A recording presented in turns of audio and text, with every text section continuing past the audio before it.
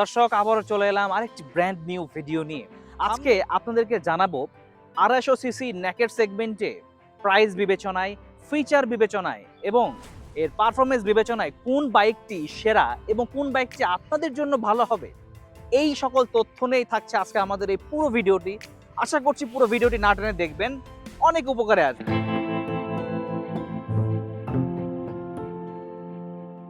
FZ25 ঈদের পরপরই তারা লঞ্চ করেছে তাদের এই মডেলটি এবং এই মডেলটির প্রাইস রেখেছে তারা 4,35,000 টাকা। ভাই আসলে এই 4,35,000 টাকা আমরা কি জলে ফেলছি না তো? যারা বাইকটি নেবেন একটু চিন্তা করে দেখবেন বাইকটিতে ফিচার কি কি আছে, বাইকটিতে ম্যাটেরিয়াল কিরকম দেওয়া আছে, বাইকটির প্রাইস বিবেচনায় আসলে কি এই বাইকটি আপনার জন্য ভালো হবে কিনা। দর্শক, FZ25 বাইকটি কিন্তু ইন্ডিয়াতেও লঞ্চ হয়েছিল। এই বাইকটি ইন্ডিয়াতে 2020 সালে ডিসকন্টিনিউ হয়েছিল এবং সেই বাইকটি একটু পরিবর্তন করে বাংলাদেশে লঞ্চ করা হয়েছে 2025 সালে। তো দর্শক আসুন একটু FZ25 এর একটু স্পেসিফিকেশনস সম্পর্কে আমরা জানি। বাইকটিতে কিন্তু পাওয়ার হিসেবে থাকছে 20.52 বিএইচপি অ্যাট 8000 আরপিএম এবং টর্ক হিসেবে আমরা পেয়ে যাচ্ছি 20.01 নিউটন মিটার অ্যাট 6000 আরপিএম এবং বাইকটিতে কিন্তু dual channel ABS braking system ব্যবহার করা হয়েছে।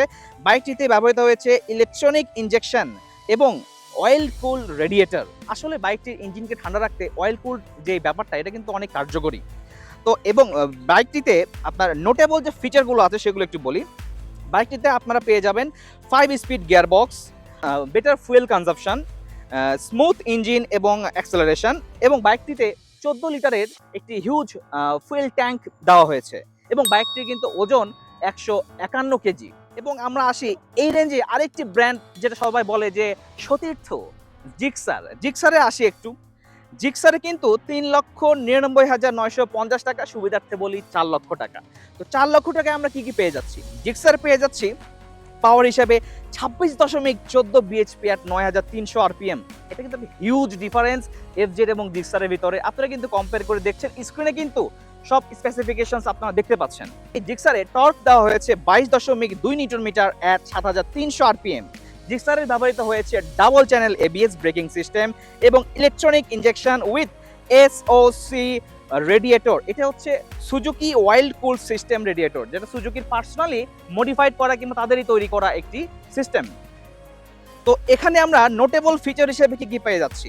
দর্শক, জিক্সারের পেয়ে যাচ্ছি আমরা 6 স্পিড গিয়ারবক্স, এটাতে বেশি পাওয়ার পেয়ে যাচ্ছি, এর টর্কও অনেক বেশি এবং জিক্সারের ওজন একটু বেশি 156 কেজি এবং এটাতে ব্যবহৃত হয়েছে 12 লিটারের একটি ফুয়েল ট্যাঙ্ক। দর্শক, এবার কথা বলবো 250 সিসি সেগমেন্টের আমার কাছে একদম বেস্ট প্রাইসে বেস্ট ফিচারমূলক যে বাইকটি, সেটা হচ্ছে পালসার N250।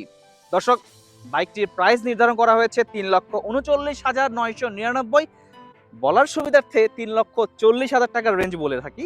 তো বাইকটিতে কিন্তু পাওয়ার হিসেবে আমরা পেয়ে যাচ্ছি 24.2 বিএইচপি অ্যাট 8750 আরপিএম। বাইকটিতে টর্ক দেওয়া হয়েছে 21.5 নিউটন মিটার অ্যাট 6500 আরপিএম এবং এই বাইকটিতেও কিন্তু ডুয়েল চ্যানেল এবিএস ব্যবহার করা হয়েছে এবং বাইকটিতে ইলেকট্রনিক ইনজেকশনের সঙ্গে অয়েল কুলড রেডিয়েটর কিন্তু ব্যবহৃত হয়েছে ইঞ্জিনটাকে ঠান্ডা করবার জন্য এবং বাইকটিতে ব্যবহৃত হয়েছে 5 স্পিড গিয়ারবক্স এবং ফুয়েল কনজাম্পশন এটারও কিন্তু খুব ভালো এবং এই বাইকটির যে ট্যাঙ্ক ক্যাপাসিটি সেটা হচ্ছে ফুয়েল ট্যাঙ্ক ক্যাপাসিটি 14 লিটার এবং বাইকটির ওজন একটু বেশি 169 কেজি।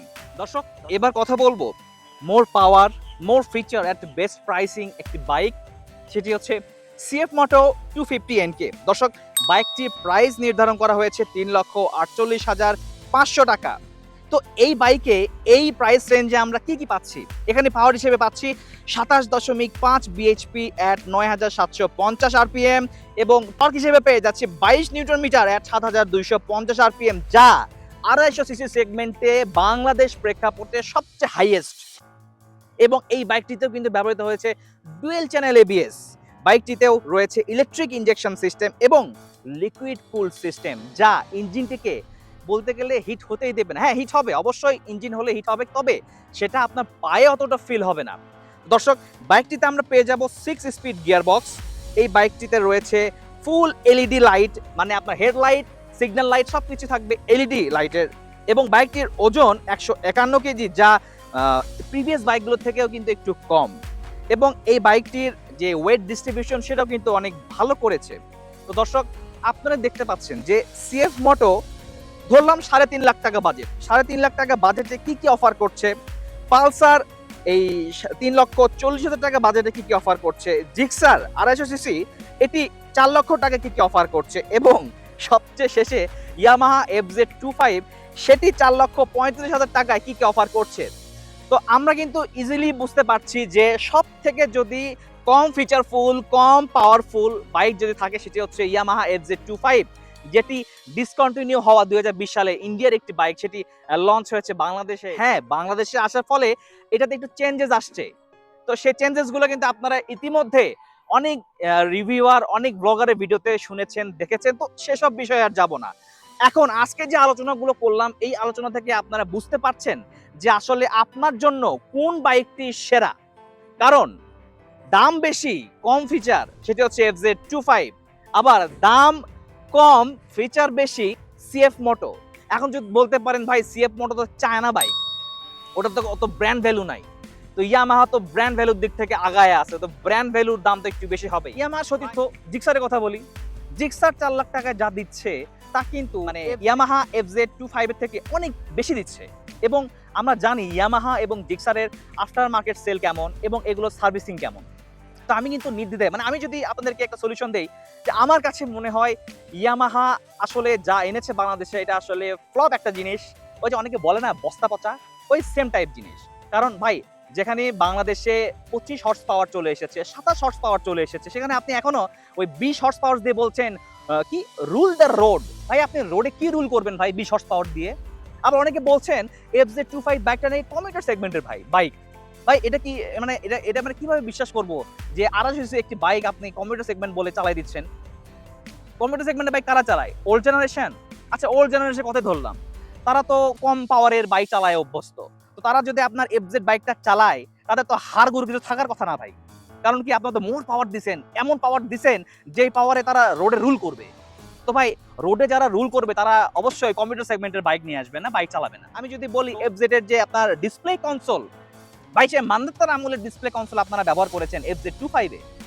ভাই এই প্রাইস রেঞ্জে জিক্সার যা দিচ্ছে আপনি ইয়ামাহা FZ25 এ সেটা দিচ্ছে না। আবার এই প্রাইস রেঞ্জে পালসার N250 এবং সিএফ মোটো NK250 যা দিচ্ছে তা কিন্তু আবার জিক্সার ইয়ামাহাও দিচ্ছে না। তাহলে আপনারা যদি আমাকে বলেন যে ভাইয়া 250 সিসি নেকেড সেগমেন্টে কোন বাইকটি ভালো হবে সব দিক থেকে বিবেচনায়, আমার কাছে মনে হয় সিএফ মোটো NK250টা বেস্ট বাইক। কারণ এটাতে মোর পাওয়ার আছে, মোর ফিচার আছে অ্যাট বেস্ট প্রাইসিং। আর যদি কেউ বলেন যে ভাইয়া আমার বাজেট আরো কম কিন্তু আমি মোটামুটি ভালো ফিচারওয়ালা বাইক চাই, তাহলে ভাই আপনার জন্য পালসার N250 বাইকটি কিন্তু বেস্ট চয়েস হবে। এবং আপনি যদি বলেন যে না আমার আরেকটু প্রাইস বাড়লে সমস্যা নাই কিন্তু আমি ব্র্যান্ড ভ্যালুর দিকে আমি যেতে চাই, ভাই তাহলে আপনি জিক্সার 250 বাইকটি কিন্তু দেখতে পারেন। বাংলাদেশে যারা বেশিরভাগ ক্ষেত্রে মোটো ব্লগিং করেন, বাইকের রিভিউ করেন, যারা নামি দামি ব্লগার আছেন, নাম বলবো না, আমি শুধু তাদেরকে একটি কথা বলতে চাই, মানুষের কষ্টের টাকা, অনেকে আপনাদেরকে ফলো করে, আপনাদেরকে বিশ্বাস করে, তো সেই বিশ্বাসের প্রতিদান দিতে শিখুন।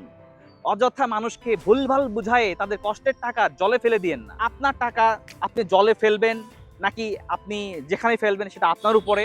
তবে একটি ভালো আইডিয়া দেওয়ার চেষ্টা করলাম এই ভিডিওর মাধ্যমে। তো অবশ্যই আপনারা আমার ভিডিও দেখে কোন বাইকটি সেরা মনে হয়েছে আপনার কাছে সেটা কিন্তু অবশ্যই কমেন্ট সেকশনে জানাবেন, এবং আপনারা কে কোন বাইক নিচ্ছেন বা নিবেন সেটাও কিন্তু অবশ্যই জানাবেন। তো দর্শক, আজকে দীর্ঘায়িত করব না, যদি ভিডিওটা ভালো লাগে একটু বেশি করে শেয়ার করবেন যাতে আমার আরো দর্শকরা এগুলো দেখতে পায়, জানতে পায়। এবং ভিডিওটি যদি ভালো লাগে অবশ্যই লাইক করবেন, কমেন্ট তো অবশ্যই করবেন, বেশি বেশি করে শেয়ার করুন। এবং যদি আমাদের চ্যানেলে নতুন হয়ে থাকেন তাহলে অবশ্যই সাবস্ক্রাইব করে আমাদের সঙ্গেই থাকুন পরবর্তীতে এই সেরকম আরো ভিডিও পাওয়ার জন্য। তো দর্শক, দেখা হবে আগামী ভিডিওতে। আল্লাহ হাফেজ।